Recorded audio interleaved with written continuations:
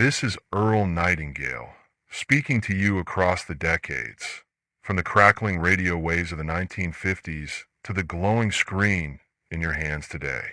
Before I unveil the one truth about wealth that schools never taught you, a truth that turns ordinary dreamers into architects of abundance, I ask you to take a small but life-changing step.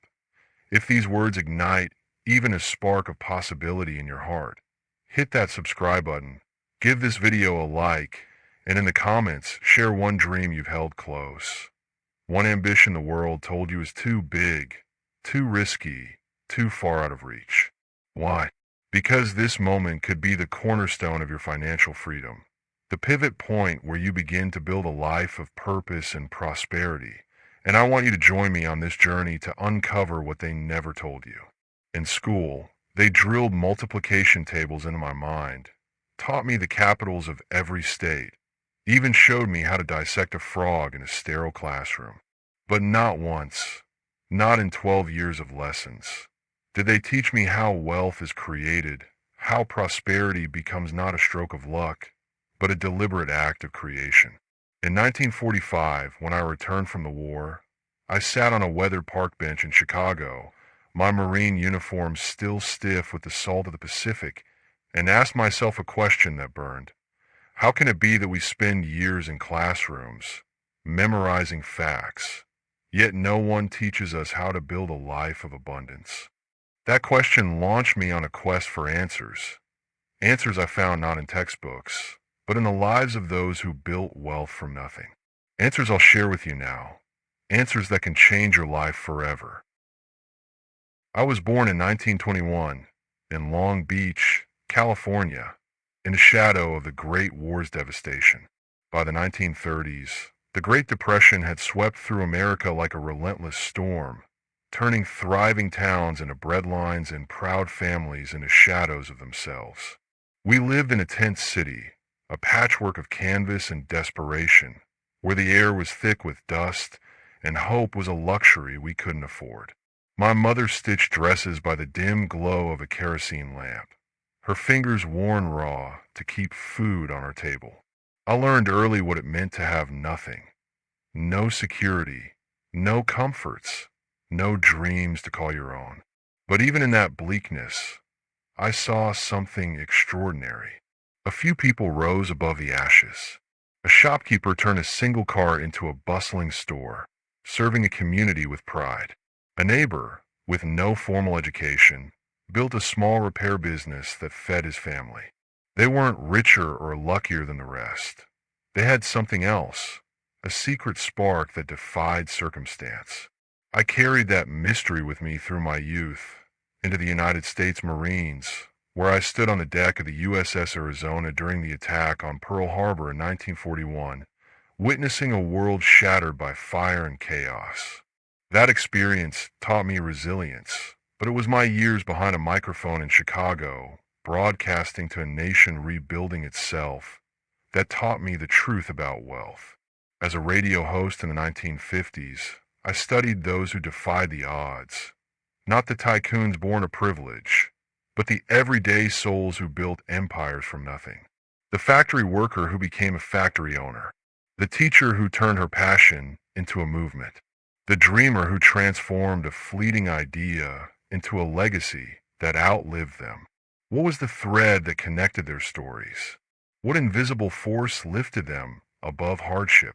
I found it, and in 1956, I shared it in a record called The Strangest Secret, a message that sold over 1 million copies and touched lives across the globe. It wasn't just a record. It was a revelation, a truth schools never taught, a principle that could set anyone free if they dared to embrace it. Here's the truth they never taught you in school. Wealth isn't about money. It's about value. You receive exactly as much as the value you create for the world. It's not about how many hours you clock or how many diplomas hang on your wall. It's not about luck, inheritance, or knowing the right people. Wealth is the byproduct of the value you bring to others, solutions to their problems, ideas that inspire, services that improve lives. The most successful people I met before the 1980s weren't the valedictorians or the privileged few. They were men and women who understood one simple, unshakable principle. If you become a person who creates value, wealth follows like a shadow. Your thoughts plant the seeds, your actions cultivate the soil, and your habits yield the harvest. Focus on creating value, and the world will pay you back in abundance. Financially, emotionally, spiritually. Let me take you back to the America of the 1950s, 60s, and 70s, a world of rotary phones, handwritten ledgers, and dreams built from sheer determination. In 1955, a man named Henry in Boston dropped out of school at 14. His classmates mocked him, calling him a failure destined for a life of struggle. But Henry refused to accept their verdict. He spent his evenings reading about markets, listening to business owners, learning how value flows. He started a small delivery service, focusing on reliability, value to his customers. He thought not of his dropout status, but of the problems he could solve. By 1965, Henry's company employed 50 people, delivering goods across New England. He wasn't taught business in school. He taught himself to create value, and wealth followed. In 1972, a nurse named Clara in Atlanta wrote to me after hearing The Strangest Secret on a crackling radio.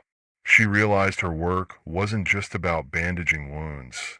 It was about improving lives on a larger scale. She began teaching first aid classes to her community, offering knowledge that empowered others to save lives.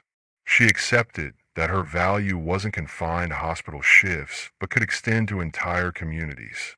By 1977, Clara had founded a training center for nurses, impacting thousands of lives and building a legacy of care. She had no business degree, but she understood value and wealth, both financial and personal, followed her choice. In 1968, a mechanic named Walter in Detroit listened to my radio show while wrenching under cars. He was skilled but restless, tired of trading hours for a modest wage. He heard this truth and started thinking about how to solve problems faster, better, cheaper for his customers. He invented a small tool to streamline repairs, offering value to every garage in town. By 1975, Walter's tool was patented, and his small manufacturing business employed dozens. He didn't learn this in a classroom. He learned it by focusing on value, and the world rewarded him. In 1980, a schoolteacher named Dorothy in rural Nebraska heard my record during a summer break. She loved her students, but dreamed of reaching children beyond her classroom walls. She began writing educational guides for parents, pouring her expertise into every page, accepting that her value wasn't just in teaching, but in sharing knowledge widely. By 1986, her guides were sold nationwide, supplementing her income and touching thousands of lives. Dorothy wasn't taught to monetize her skills. She taught herself to create value. And in 1964, a young widow named Helen in rural Ohio listened to my broadcast while sewing clothes to support her 2 children. She was exhausted, but she refused to accept a life of struggle. She began thinking of herself as a problem solver, not just a seamstress. She noticed local businesses needed affordable uniforms and offered to design and supply them, focusing on quality and reliability. By 1970, Helen's small tailoring business supplied uniforms to factories across the state, giving her financial stability and pride. She had no formal training. She had a commitment to value. These are real people, not characters in a storybook. They weren't geniuses or prodigies. They simply understood that wealth follows value, and they acted on it with purpose. If schools taught you how to create wealth, the world would be a different place. But they don't, and that's why you must become your own teacher. Here's the insight they never gave you. Your thoughts are investments, your actions are capital, and your habits are the interest that compounds over time. Every day is either an asset, building toward your dreams, or a liability, draining your potential. The choice is yours, and it's a choice you make every moment. Wealth isn't a mystery reserved for the elite. It's a result of deliberate focus. Ask yourself, what value am I creating today? Are you solving problems, big or small? Are you improving lives, even in the simplest ways? Are you thinking like someone who creates abundance, or someone who accepts scarcity? The moment you start thinking in terms of value, your actions shift. You begin to see opportunities where others see obstacles. You build habits that compound, like interest in a bank, into a life of prosperity.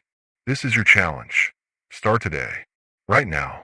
Identify one way you can create value for someone else, a skill you can share, a problem you can solve, an idea you can bring to life. Write it down. Act on it. Make a habit.